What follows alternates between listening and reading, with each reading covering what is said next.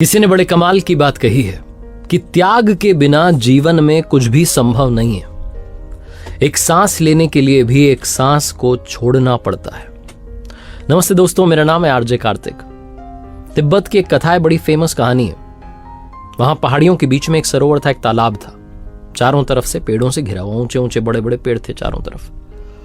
और वो जो सरोवर था वो बड़ा चमत्कारी सरोवर था। उसका गुण जो था वो अद्भुत था। उसके बारे में कहा जाता था कि अगर उसमें कोई डुबकी लगा ले, कोई स्नान कर ले, उसमें छलांग लगा के कूद जाए, जब बाहर निकलेगा तो रूपांतरित हो जाएगा, ट्रांसफॉर्म हो जाएगा, चेंज हो जाएगा। जानवर कूद जाए तो मनुष्य बन जाए, मनुष्य कूद जाए तो देवता बन जाए। ऐसा उसका गुण था।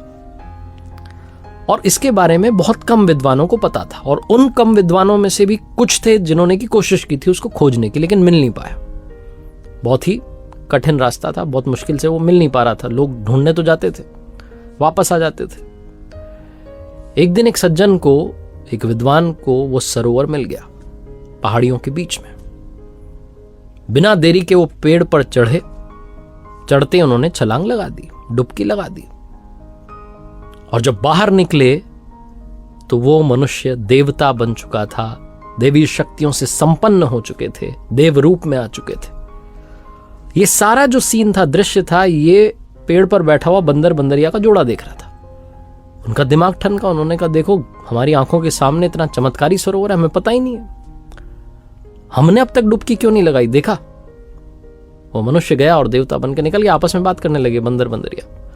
बंदर ने बंदरिया से कहा कि हमें किस बात की अब देरी है, हम भी कूद जाते हैं। तो बिना देरी के, बिना समय गंवाए दोनों ने छलांग लगा दी।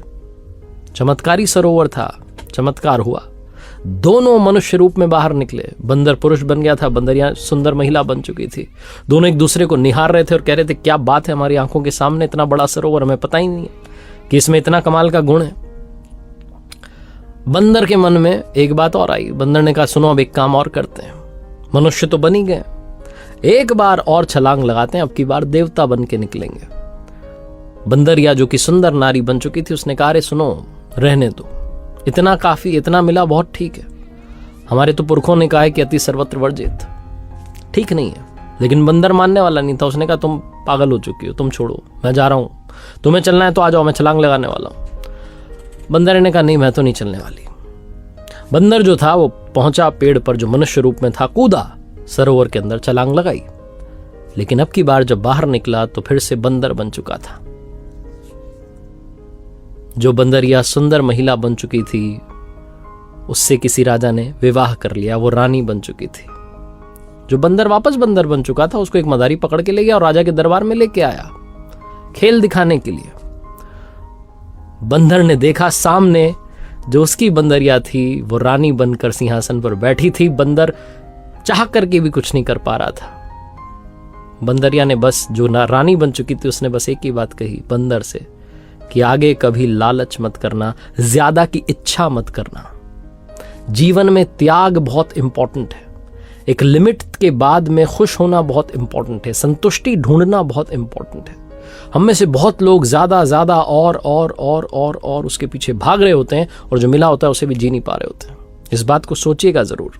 एक बार फिर से वही बात कहूंगा जो अक्सर आपसे कहता हूं, ऊपर वाले के आशीर्वाद, अपनी फैमिली के प्यार और अपनी मेहनत के साथ कर दिखाओ कुछ ऐसा कि दुनिया करना चाहे आपके जैसा।